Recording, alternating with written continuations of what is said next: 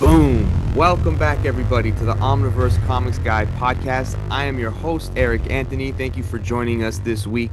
For those that are watching us on YouTube, don't forget to hit that subscribe and like button. If you're listening on a different podcast platform, maybe listening in your car or while you're at work, thank you for listening.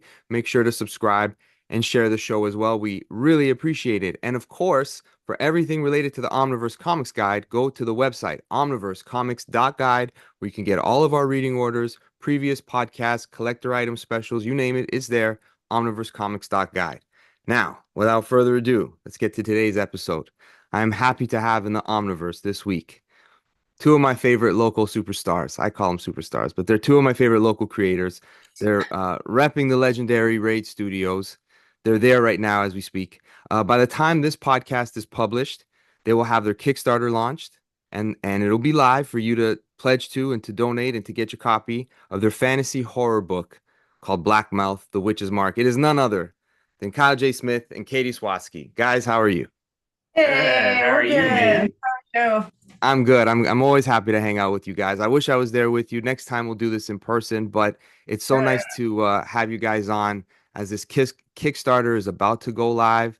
We've been Yeah. talking mhm. about it for a bit. I've seen you guys in the creative process for a while and got to see a preview of the book. It's Yep. really good. I really, really like it. Let's get into it. Be kind to your elders and say your prayers after dark, for all crooked souls will be cursed with the mark. When the swelling appears with a nettling itch, you'll be cast out, for you belong to the witch.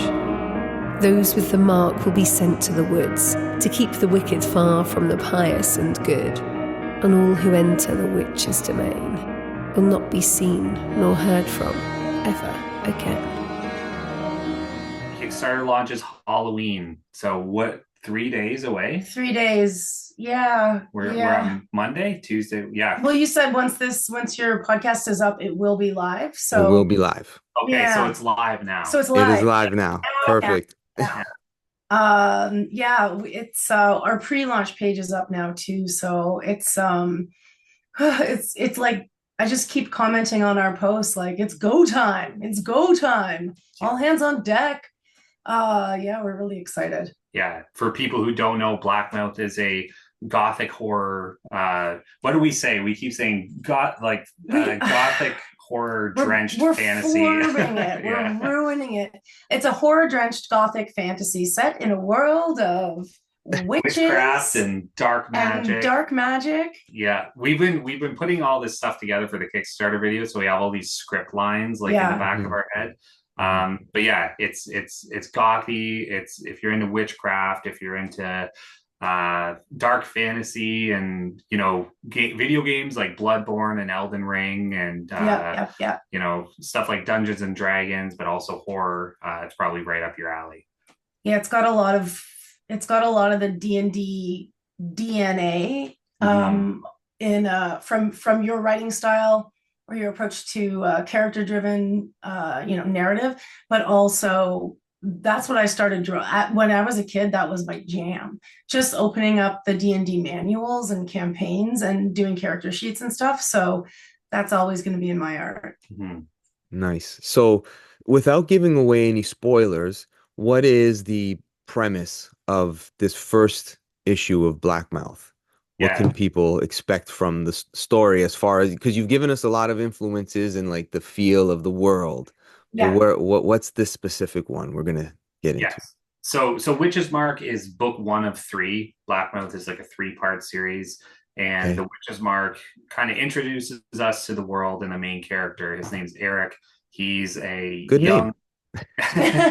with an A. Eric Yes, with an A. I saw. So it's cool. What's grand to see. Yeah. Yeah. He's this tortured young blacksmith apprentice. He's haunted by his past. When he was a child, his mother was taken by this malevolent witch who lives in the woods that encroach upon the town that is Blackmouth. And he never got any answers as to why that occurred. And he's kind of stuck in this place, in this life, both mentally and geographically, where he doesn't want to be. He kind of longs to escape, but he's stuck here for various reasons. He has to take care of his sick father. He's got a lot of like deep-seated fears about leaving this place that he's only never known. And the story kind of begins when he has this chance encounter with this mysterious young woman who arrives at town named Aoife. And that encounter kind of spirals into like a series of events that go into mysterious and dark places that beyond that I can't really spoil. Now I want to know what happens next. Yeah. So Yeah. you had this story cooking up for a while, Kyle? Yeah. And For a while, for a while, Kyle. I didn't mean to rhyme. But so you have this story in your head and you're putting together those pieces of it, and you're an artist yourself. So Mhm. why was Katie the one that was meant to draw this book? Because I can take abuse. Because she's way fucking better than me. That's why. No, when I started, oh my God. No. I found Katie's art just through Instagram and just like word of mouth stuff, because we both know about like all of the raid people, but we had before we started working on this project, we didn't know each other. And her name had come up a few times. I forget who talked about you. I think maybe Gabe, maybe Nimit. There's a few people. Yeah. People were just like mentioning your name, and I was like, okay, I'll check out her stuff. And like as soon as I saw it, I was just like, oh, this has to be the artist for Blackmouth. Like we should find those. We should find those pictures on Instagram, because I'd be curious. Very curious, because whatever was posted at that time, that's what did it. It was really just your overall style and approach to like design and your characters. Just I love everything that is your style.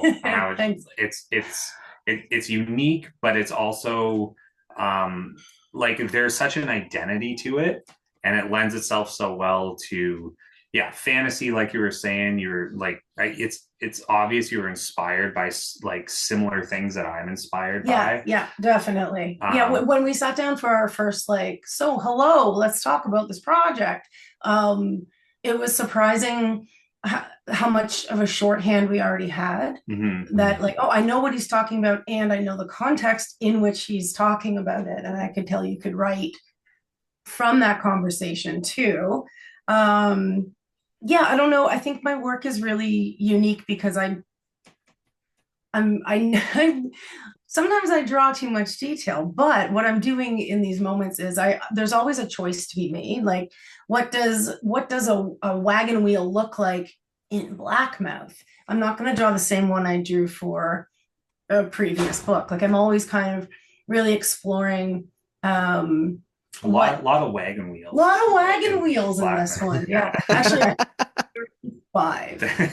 I can picture a panel where there is a there's wagon one wheel. big one, but then there's 4 little ones in the back of another panel. Sick. It's just I like to imbue it with character and choice, and because I understood where Kyle was coming from, I was immediately able to start like feeding that into the concept drawings and little doodles I was doing as I was steeping myself in this story that Kyle's had going on for years before you approached me. So I actually that was intimidating too.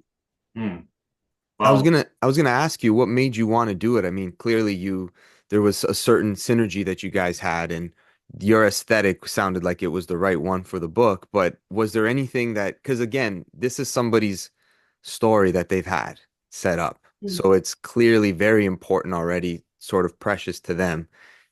Was there any hesitation to be like, well, it's going to be his story? Like, what made you want to do it in the end? I think I was worried, like, oh, I'm going to put a lot of work into a story that I am just praying I connect with. The story, though, it wasn't about the plot. It wasn't about, it was the way Kyle was telling me it. Like, here's where we are, and here's what people are doing, how they're feeling. Like, he was opening up a world where I felt I was going to have a lot to play with and a lot to push my own style into. I think we immediately started talking about specifics, like it would be cool if she had this, and I was like, and that, and you were like, yes. Okay, like you're open, but you have ideas. So we were more connecting on like theme and atmosphere instead of saying, well, you have to draw like this and you got to draw this thing. Yeah, and that's part of the reason I wanted to bring Katie on board too, because like I said, like I loved her sense of style and design. So I wanted her to bring her own, you know, tastes and ideas to this story and make it like not. I didn't want to direct her as, you know, like I didn't want to be like, okay, you have to do it like this. Yeah. She has to look like this. I really wanted to just give Katie some ideas and some thoughts and be like, you come up with it, like do your thing and make it the way that you would interpret this. I think even the character design, you had some character sketches, but in words. Mm-hmm. You know, like that's how I start building characters too, a lot of time with words and stuff. But the descriptors were, it didn't say it didn't really say height. It didn't, none of the physicality was dictated except what needed for me to sort of be extrapolated from. Eric is, he's a tired, he's a sad emo boy. He's a sad emo boy who's trying to be a blacksmith but can't really hack it. Okay, well, I'm getting a really good picture of him. And I think the descriptors for Aoife were more about her personality and where she's come from. Like she's come from a smaller town, so I designed her clothes to be a little outdated, outmoded for the high couture of Blackmouth. So yeah, there was just so much opportunity there because the world building had great bones. Yeah. It what it seems like to me was that Kyle had this dream story that he had imagined in his mind, but he realized you're the person that was meant to tell it. And he was willing to like almost give it up, kind of, to be like, you got to tell the story. Well, Please do it for me. I want to see the story. Well, yeah, like visually, I had a vision in my mind of what I wanted it to look like. And when I saw Katie's stuff, it was like, oh, this is like it just made sense. I was like, I can picture how it would be with Katie designing this and, you know, bring her style to it. And I was just like, yeah, this is perfect. And also, I believe that like the best creative projects are collaborations between two people who share, or more people who just share the same goal and the same creative vision. Mm-hmm. So I really wanted to find somebody who was like on the same page as I was in terms of, you know, style, vibe, tone, what we're doing aesthetically, and make it a true collaboration. Because yeah, that's how you get a better end product, if you want to call it that. Yeah, that's the real recipe for a good comic, when you have, unless it's like a written by, illustrated by, which is also great because you can communicate inside yourself and there's no discrepancy. But once you bring two people in, it's like a recipe, but it's more than just A plus B, because that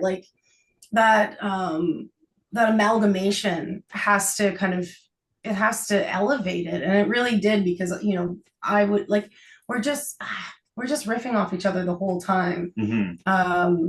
All similar influences, but when it comes out through me, it's not what you expected when you said, yeah. There's a lot of stuff that I was just like, I don't know how this is going to look. We're going to see what Katie comes up with. And I feel like 9 times out of 10, everything you showed me in terms of like design, character sketches, all like the architecture and the environments, I was just like, oh yeah, that's it. Oh yeah, that'll be it. That's it. Yeah. I'm like, I looked at 100 million different things to draw this. This is the 20th iteration. That's exactly it. I gotta say, your artwork in this is amazing. And I'm not just saying that because I'm trying to be nice. I'm looking at the layouts, the cityscapes, the landscapes. They're remarkable, because even some of when you go into town and you see the shops, just the detail that's in a room going up a staircase, like nothing is by accident or like, hope nobody finds this. Like everything is very detailed with a purpose that I'll admit, when I read a lot of comics, I'll look at the artwork and I'll appreciate who drew it, but I'm, you know, this time I stopped and I'm like, wait a second, let me take a look at what she drew here. I did, and it's worth every moment of like taking that time to look at the details. It's very incredible. Now, was that a choice for you that you wanted to express that, or was that something to the story that you felt like we've got to have this detail in this book? Well, I think one of the things that we had talked about initially when we were like just coming up with, okay, here's how we're going to do it. I've always said, like, since the beginning of this, like, I really wanted to approach it with a lot of like environmental storytelling. So I wanted the environments and the world and what aesthetically everything looks like to be very purposeful and to be there to help tell the story and kind of give the reader a little bit more insight into like the world building and the lore and everything that's kind of occurring in the background. Like, we have the main story that we follow, which is Eric's journey, but there's also all of these other events and things taking place within the world, kind of behind the scenes, that you don't really get to focus on, because again, we're following the main character's story, but all of the details and the environments and the backgrounds, we talked about it being very like, we want to design things in a specific way to give readers like clues and hints as to the kind of everything else that's going on in the world, allow them to like see things and have like reference points that they can kind of connect to other reference points, and kind of, you know, put the story of like the larger world together themselves. Yeah, I think we talked initially about like a lot of sort of like, I guess, motifs or something, like this is what an arch looks like in Blackmouth if it's from, you know, this part of the city. This is the type of tree that grows in Aoife's small suburban town. There's a lot of that kind of thing to imbue more information without having like, you know, boxes of info dumps. And it goes back to like show don't tell, I guess, as an actor and a writer. We're trying to show and not tell that part explicitly. Like we're trying to follow this what starts as a simple story, and then as you find out that it connects to the deeper underworkings of Blackmouth, becomes a larger, much more grand story than just a love triangle. Right. Yeah, no, you definitely feel the world that you're in, and it executes well. It's like when you're watching sort of like the Lord of the Rings movies, and you're in a cityscape and you just see like, what kind of set did they build? The set that you put there. Yeah, exactly. Yeah. So the set that history of the setting. That's so one, before I did this book, I think the most scary part of it was the backgrounds and environments, because I thought I was shite at that compared to my character design and more my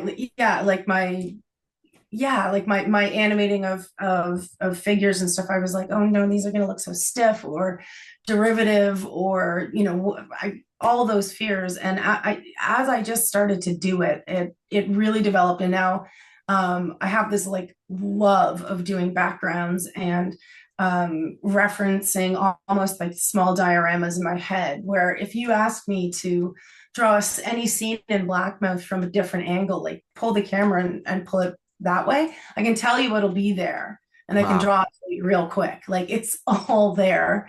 I forget what the second thing I was going to say is. So I wasn't supposed to be too great at backgrounds, but I think like when you told me it was called Blackmouth and it's named after the city, I thought this city really has to stand out.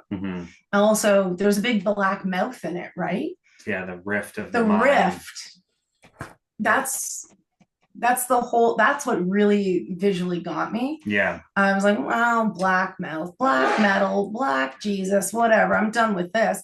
And then Kyle's like, yeah, because there's this mine, and it's like, yeah, and that's like, oh. That was a visual concept that you came up with too, because the idea was like, yeah, the town is built on a mine. There's like a mine underneath it. But Katie came up with the idea of like, let's actually like have the mine like splitting open like through the town, like a literal mouth in the middle of like the town. A mouth that's kind of screaming all this junk coming up, like embers and toxic fumes and things you shouldn't be breathing in. Yeah. I also, like, one of the first things I looked at were old black and white photos of minors. Yeah. And like adult males to like 4-year-old kids. Yeah. Just which is perfectly fine. But you also described Blackmouth as just on the brink of an industrial revolution. And that's exactly what was going on. Like kids were going to work with this industrial revolution. So I started to play with history and started to then dig into that kind of hodgepodge of architecture that was happening in London at the time. Like it just started to build in my head with the narratives that we were developing based around the lore. Yeah. Yeah, and it feels like a place that could have existed because once upon a time there were places in Europe that were like that are kind of lost to us, right? There's not as much recorded about it. There's all this lore and mythology attached, and sometimes these stories kind of give you an idea of what it might have felt like and how people would have felt about, things like the witch's mark and all of these different ideas that people would have been afraid of back then, right? So it feels lived in, and I just saw it in black and white. I can't wait to see it in its finished product. Those colors. Yeah, it's going to be incredible. Your preview copy, that's the only copy we have right now with up-to-date lettering, is in black and white still. So, geez Louise, the colors are, whew. Yeah, I can't wait. And I hope people that are listening can really understand how amazing this book is going to look. Like it's going to be worth every penny. Definitely check that out. So, Kyle, as far as pacing is concerned for the story, I know it's going to be 3 issues. You guys are dedicated to that. So how did you decide to where cliffhangers would be or how long this particular story, how many pages it would be? Because it's not conventional like we get comics 21 issues, 22 or 22 pages an issue. Well, yeah, that's what's kind of interesting about how this all came together. Because originally I had written this as like a 6-issue conventional comic length miniseries. So it was broken up into 24-page issues.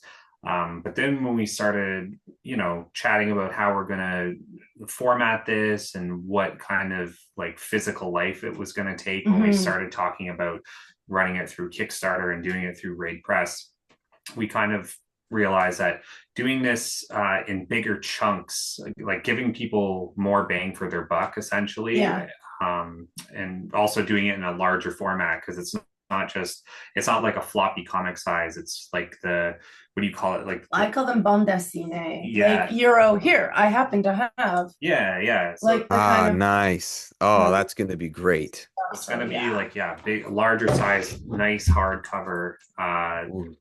And so basically what I did was I took two issues and kind of rewrote them so that they would flow together better. Rearranged scenes a little bit here and there, but it was a 6-issue miniseries that has been turned into 3 books essentially. So I always kind of had like the ending for the first book, what it is in this book, which I won't spoil. So I had to kind of rearrange some stuff because now it's going to be longer, and there's stuff from what was going to be the 2nd issue in this book, obviously. So just a little bit of rewriting and reformatting, but the beats were all still there. And I wanted to make sure that when people finish this book, I'm leaving them with, some intrigue and some incentive to, come along for the journey. Right. No, it definitely, just the quality of the work all the way through makes you invested in like, okay, what's next? Especially if you're saying that it's going to come in that trim size where it's almost more like, I guess what people would call a deluxe size, a little bit bigger than your hardcover. And when I was going on my iPad looking at the art, I had to at times expand it because I realized this is going to be way bigger than your traditional comic book, this piece. So that's another reason I think we decided to go with the larger format too, is just to like let Katie's artwork shine, because there is so much detail in there. We started to make that decision after I had started inking, I think. Yeah. But I hadn't done too much. So then once I realized, pardon me, that's how we were going, I wasn't reining myself into the standard North American comic book Right. I was like, okay, people are going to be able to really like sink their eyes in. Yeah. But one of the reasons I then went to it's all empty gutters except for a couple of things. So I'm not breaking the panels very often because the art is so detailed. I really wanted that very clean break between the panels so that your eye is not too overwhelmed, so that you're at least, you're able to stay in the panel and flow with the lettering instead of being maybe, how I love breaking panels, but you have, like a motorcycle flying out the front of something with dirt coming in, and it's that's the focal point. The rest of the page then becomes very clean. So I wanted to be able to, actually pepper my detail a little bit more often, just to cram more environments and backgrounds in there. I also think it's cool, like, because your art is so detailed, and you want every panel to kind of be its own focus, because a lot of the way like we read comics nowadays, like superhero comics, it's just like you barely even look at the art. You're like, okay, here's a head, and you read the dialogue and you move on really quickly. You stare at people, you stare at a panel for like 2 or 3 seconds, and then you move on, and it doesn't even really register. It's second screen. But this one, like, I always envision Blackmouth in a more like cinematic sense. So I really like the fact that each panel is kind of like a standalone shot or a standalone scene, and you're not getting distracted by something coming out of a panel that like deters you away from another panel. It's just like, too much. It rushes the eye through. So if you like, maybe that's why you were able to take more time with the art as well, because I was making sure that that only the story, only the lettering was going to lead you off. And if you wanted to stay on that panel long enough, there's lots to find inside there. Like it's just, even as a person who was attracted to comics primarily for the art when I was a kid, I remember I would read, and because I was into the art, if I was into the art, I'd go back and just do an art pass, not even reading it. But how many kids would do that? Not every reader is Katie Sawatsky. Not focused on the art. I did that a lot when I couldn't read. I would just look at the pictures. Once I figured out how to read the bubbles, I wasn't paying as much attention to the art, right? Like I get what's happening now. Usually there's a lot of story dump in the lettering, right? In captioning and spoken stuff. And we, like, the letters you gave me, it was a lot of dialogue. It was like actors acting in front of these busy backgrounds. Like, I don't know, maybe there's some Fincher in there. That's a huge, okay, sure. Maybe. Where that constant fight of the foreground action and the background, and how he effing plays with that. You can swear, no problem. Okay, cool. On that note, I'm also going to crack this beer. I just want to go ahead. I don't normally drink Leblanc. It's just the only thing we have in our beer right now. Literally. So go for it. Cheers. Cheers. I got just water here, but cheers to you. Okay, cheers. I've got a Manhattan. Cheers. Oh, beautiful. Man, I need to get a drink now. Drink. So one of the things that I love about folks that do Kickstarters is that dream of making that book they want to make, that idea they want to get out there. But there's a lot of challenges that come with it that sometimes people don't really understand. They, a lot of us say, if I had more time or if I had enough money, I would do this thing that I love. But that's not how it works for people who really do it. They're doing it regardless. So what are some of the challenges that came your way, and how do you stay motivated to overcome them? Because in the last couple of years, there's been a lot of challenges for creative people just with health in the world, right? Things go on pause and things aren't normal anymore. So it can deter you from staying on course. I think how do you push through it? Just about every single possible problem that you can have making something like this. We started doing this, and then every problem in the world happened.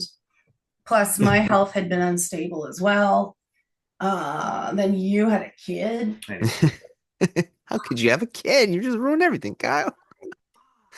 I God. Yeah, we encountered all of it, all of it. Yeah. I think I stayed on track because like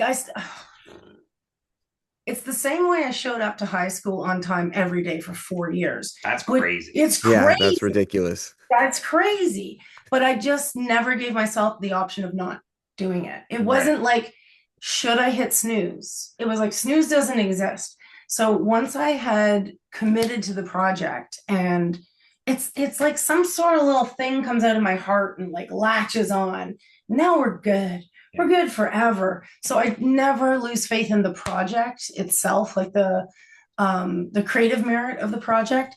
Where the hell is it going to be published? That is something else. And I was fortunate enough to be able to do some freelance work. I actually took a full-time job in the middle of it at one point. So I was bringing in money. I wasn't, but you know, we've been slaving away on this.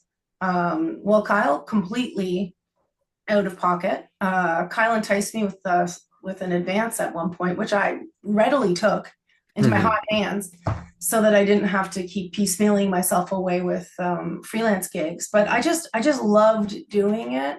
Yeah, there was, I think I'm kind of in the same boat in the sense of like, it was never a, like this is, I've always wanted to tell stories and write comics. And I want, if I'm going to do it, I want to do something that I actually give a shit about. I don't want to, you know, try to do something just because it's trendy or because I think it's going to sell well. It's like my approach to this, because this is like a true passion for me. Like, this is something I'm doing because I actually care about it in like a way that fulfills me, not just because it's like what I do for a day job. You know what I mean? Right.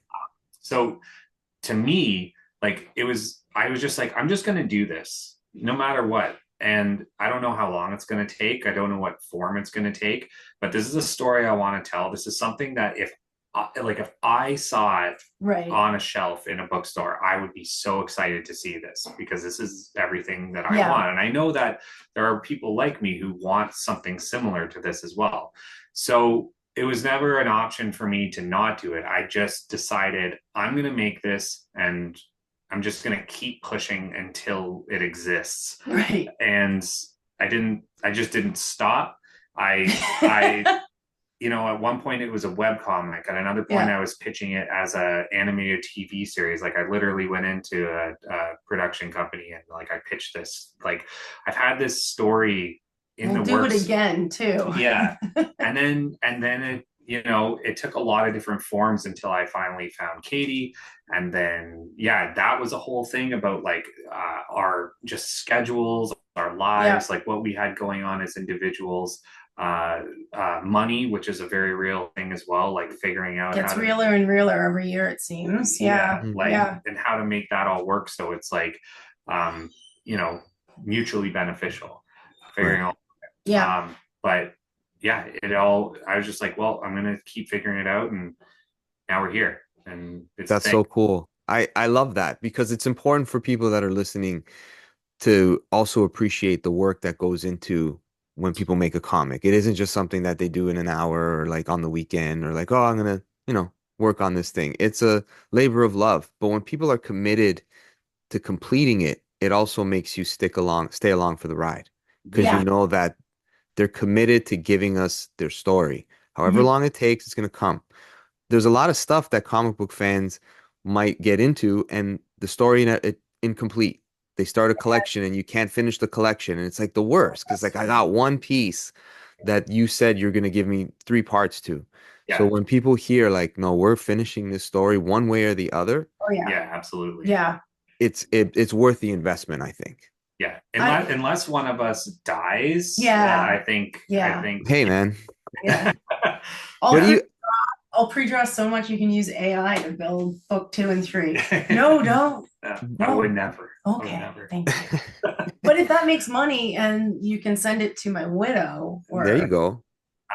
Fuck, I don't know. Now we're. Oh, I don't know. Let's not go down that. Don't talk about that. Come on, guys. We're about to launch the Kickstarter here.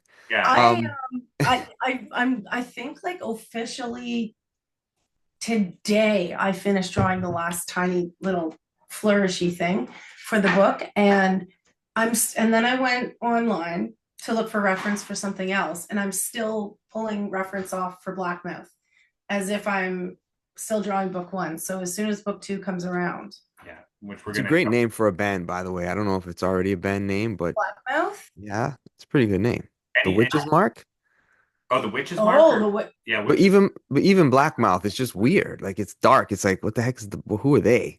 And if yeah, they had an album called The Witch's Mark, yeah. that's pretty cool. It's I pretty mean, good. I am very Music. influenced and inspired by metal bands and music and all that. So there probably is something to that where I was like, this sounds like a cool band name. It could be a cool comic title as well. Yeah, it sounds like a metal band name for sure. So you mentioned when you were kind of giving us a little bit of the details of the story and the premise of it, all of the influences that you and both of you guys said that a lot of those things you grew up on the same sort of aesthetic or the esoteric magic stuff.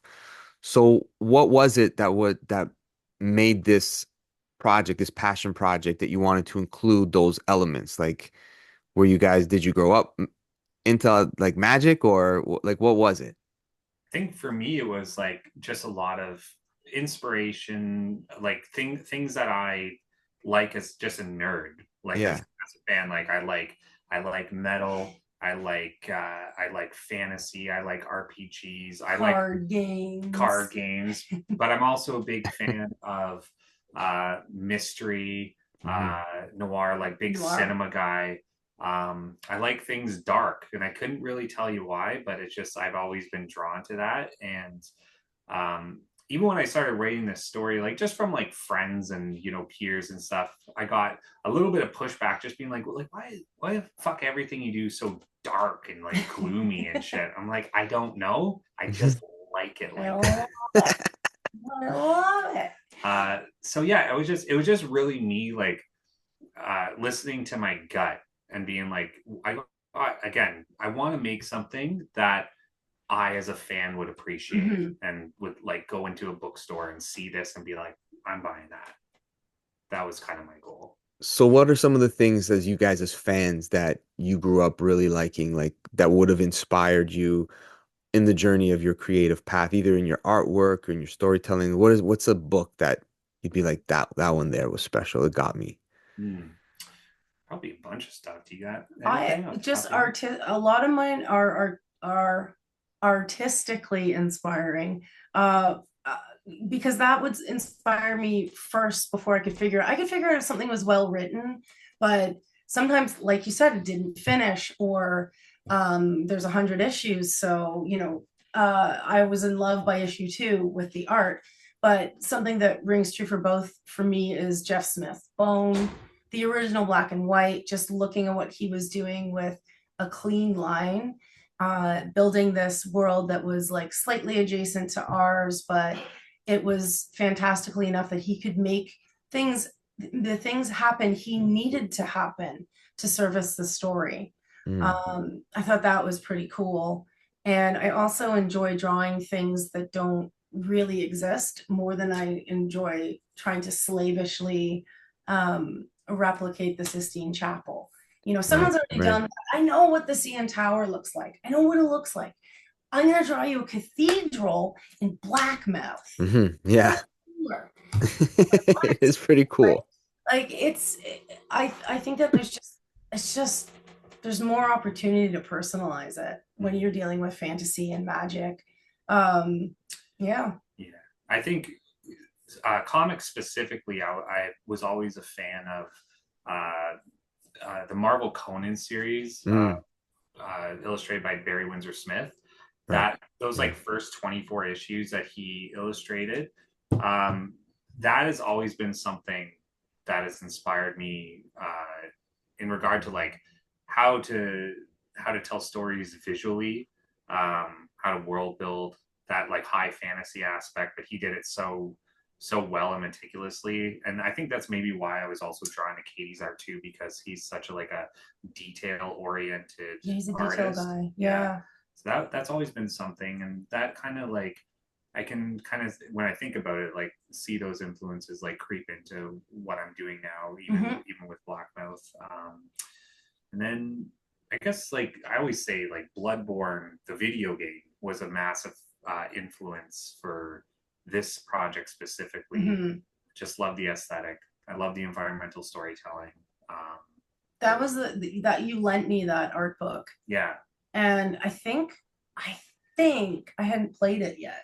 right. I don't yeah, think I'd played any of the Soulsborne games yet, because that was something Richard brought into my life. right. So I looked through this book and I was like, well, I want to play this game. Yeah. And then we did. Yeah, Yeah, and then I truly understood what the difference is with those games, like the FromSoft games, like the environmental storytelling, even the um uh location storytelling, like the sound design mhm. in the 3D space is super cool. Like they Just the overall design. the in overall general. design, again, like it's fully existing. Just it's like if a tree falls in the forest and no one's there to hear it, does it make a sound? Yes. If it's a Soulsborne, if it's a FromSoft It game, happens in yes. And yes, in Blackmouth, like someone's there to hear it. Just Yeah. because you aren't doesn't mean someone else isn't. yeah. That's good way to put it. No. You get a sense of that in the book too. It makes sense. I oftentimes like to read. I'm a nerd, so when I read my comics and yeah, can you imagine?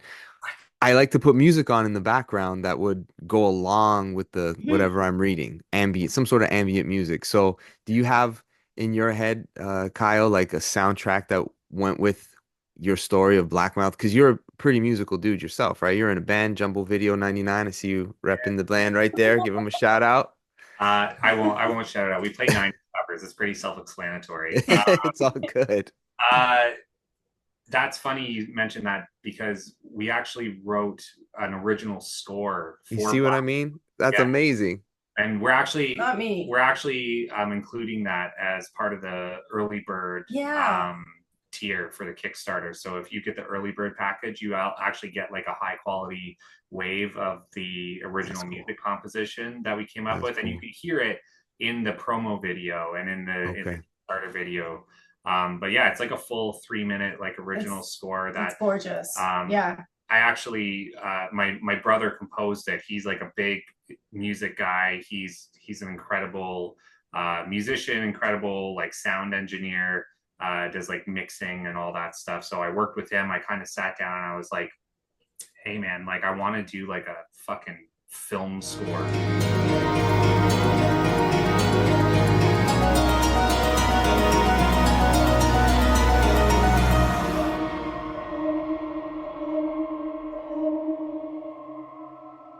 It's gonna go like this.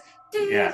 And I gave him some. And then he did that. I gave him some references and kind of gave him a few little like ideas, like musical ideas that I had, and he just took my ideas and put this whole thing together. That's and great. Yeah. Now we got an actual theme song, like an actual original score for the project. So you can. That's so cool. Yeah. So I should have gone into it before, but I guess there's no better time than now. What are some of the tiers with the Kickstarter that people can, if they're interested in upgrading, or what comes with the package?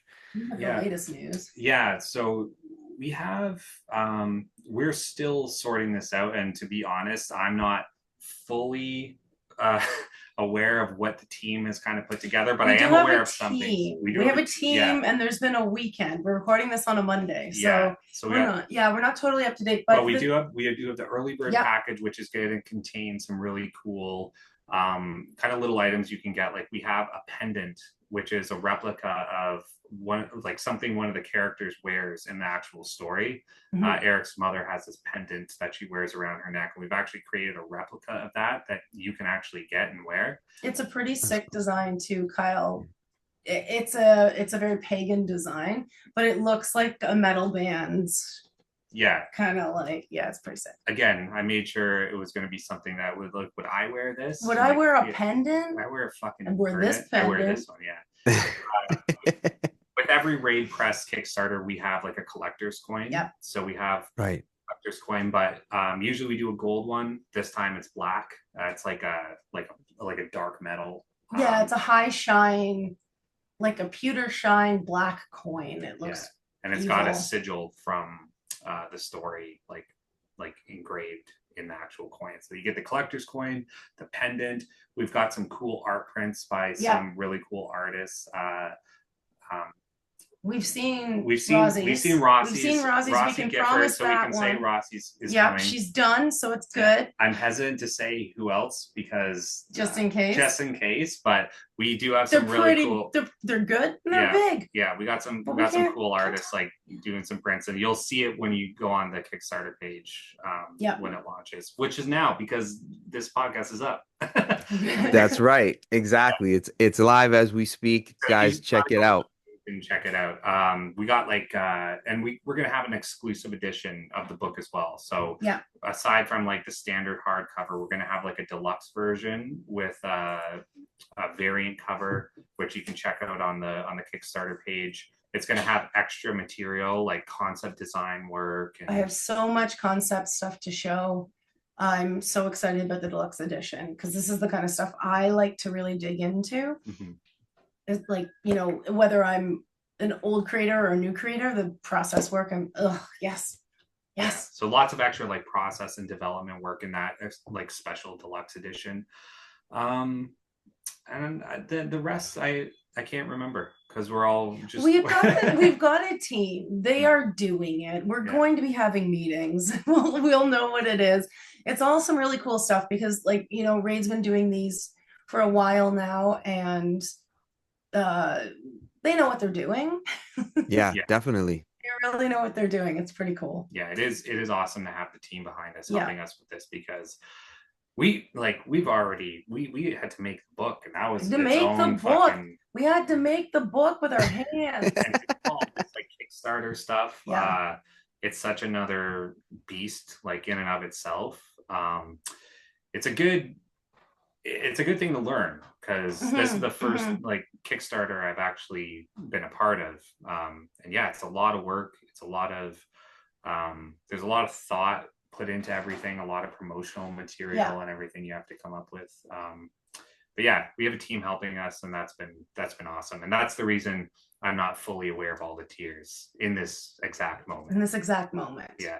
But I think I think that's what's really cool about all of this is the commitment by you guys and the team behind you. And when Raid puts together a Kickstarter campaign and they're doing it through Raid Press, they really customize it for that project. There isn't one. It's not like Raid Press has a standard trim that this is, our signature. Their signature is that everybody gets a very unique treatment based upon what they've made in order for it to be seen in the best possible way.